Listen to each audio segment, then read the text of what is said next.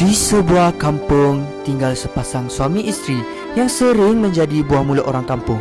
Pak Pandey yang dikenali sebagai seorang yang pemalas mempunyai seorang isteri yang bernama Mak Ande.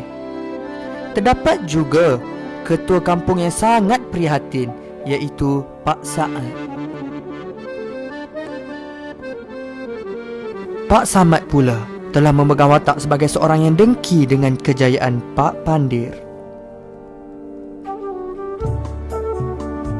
Ini pula Basri yang menjadi orang suruhan Pak Samad. Wahidah pula merupakan isteri kepada Basri.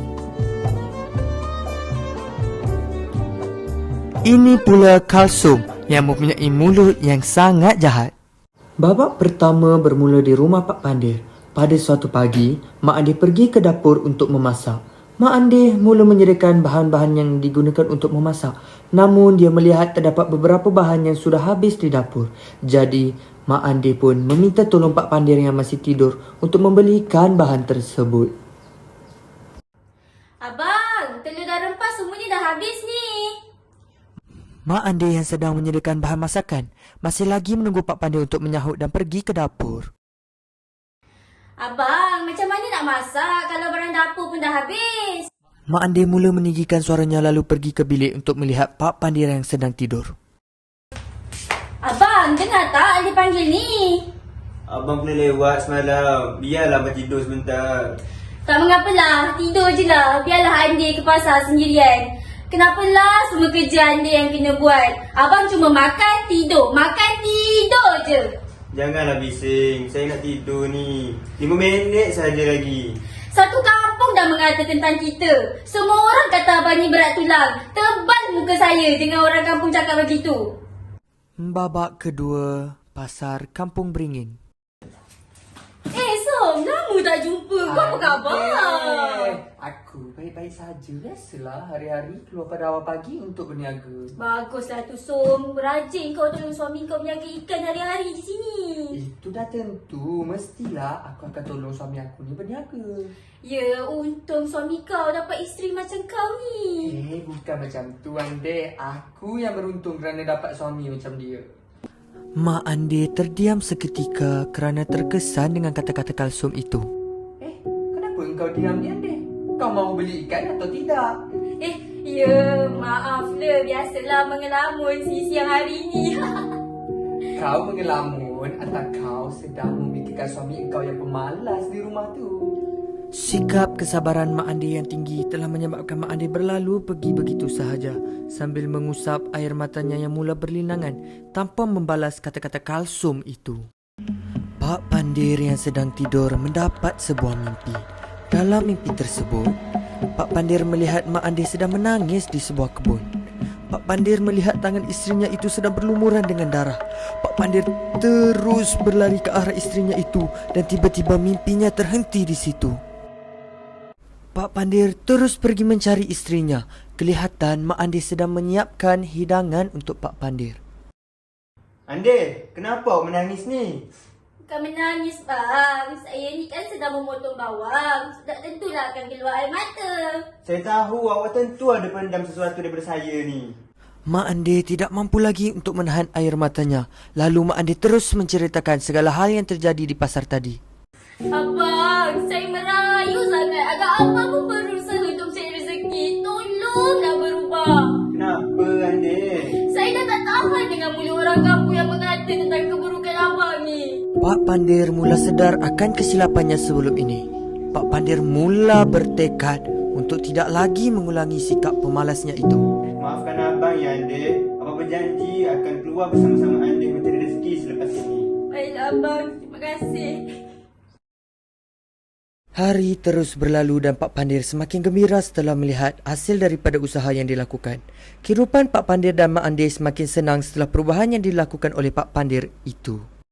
Namun situasi tersebut tidak disenangi oleh Pak Samad yang cemburu akan kesenangan pasangan suami isteri itu.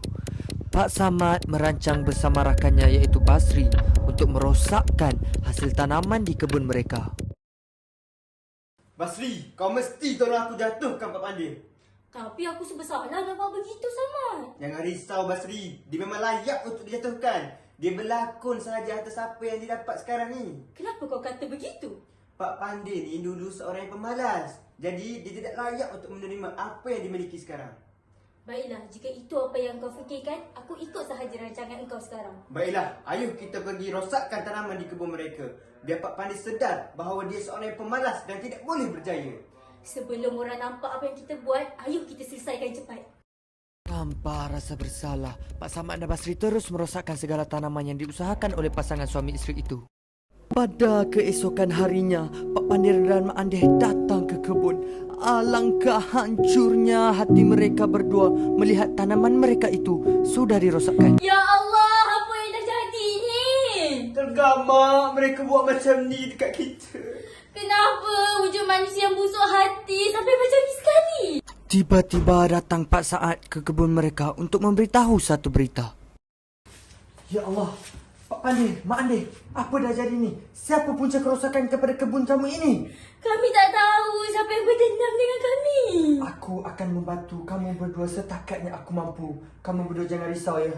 Janganlah bersedih. Pasti ada hikmah di sebalik apa yang terjadi ini. Walaupun suami aku ni orangnya pemalas, tapi dia tidak pernah buat jahat dekat orang. Sebenarnya aku datang ni, ada lagi satu berita aku ingin sampaikan. Apa dia Pak Saad? Sebenarnya bapa kamu Andeh, iaitu Tok Man, telah terlibat dalam kemalangan sebentar tadi dan dia disahkan meninggal dunia di tempat kejadian itu. Mak Andeh yang mendengar kabar itu terus terduduk seumpama tidak percaya dengan apa yang sedang terjadi. Orang kampung pula menuduh Pak Pandey sendiri yang merosakkan tanaman itu akibat sikap pemalasnya.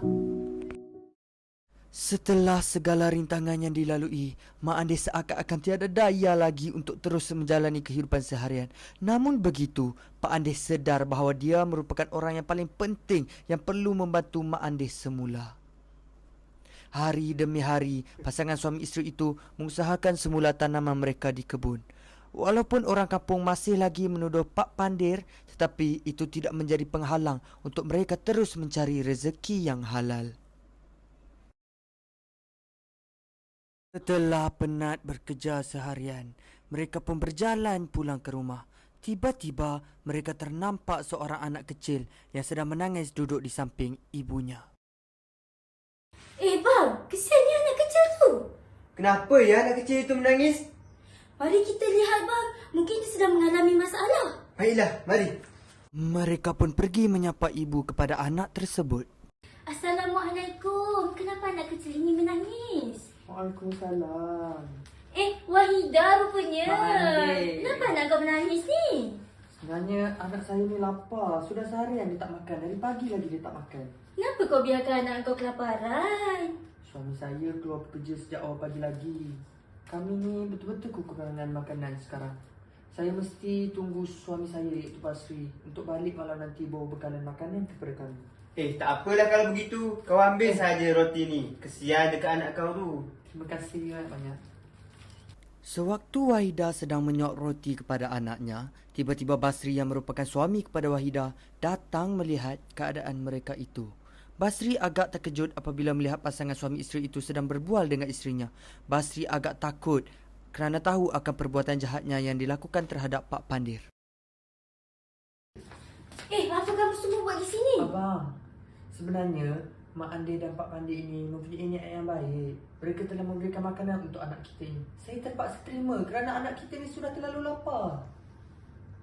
Basri terus terdiam. Basri sedar akan jasa baik pasangan suami isteri itu yang telah memberikan makanan untuk anaknya yang kelaparan. Atas rasa bersalah, Basri telah menceritakan hal yang sebenar kepada mereka. Terima kasih telah membantu keluarga saya. Tidak mengapalah. Kesian anak kau tu. Lapar sangat tu. Saya terpaksa berterus terang. Sebenarnya, saya dan Pak Samad lah yang merosakkan kebun Pak Pandey. Pasangan suami isteri itu serta Wahidah sangat terkejut mendengar apa yang diceritakan oleh Basri. Apa salah kami dekat engkau, Basri? Kenapa engkau tergamak buat begitu pada kami?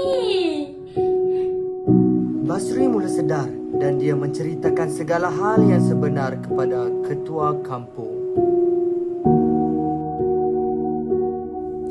Pak Samad dan Basri dikenakan tindakan. Walaupun Basri tahu yang dia juga akan menerima balasan tersebut, namun dia akur kerana berasa sangat bersalah dengan Mak Andeh dan Pak Pandir. Kesan daripada peristiwa tersebut, tanaman yang diusahakan oleh Mak Andeh dan Pak Pandir semakin maju dan masyarakat setempat tidak lagi mentertawakan Pak Andeh. Kini Mak Andeh hidup bahagia bersama Pak Pandir setelah segala cabaran yang mereka lalui bersama. Tamatlah drama Jasa Mak Andeh. Terima kasih Mak Andeh.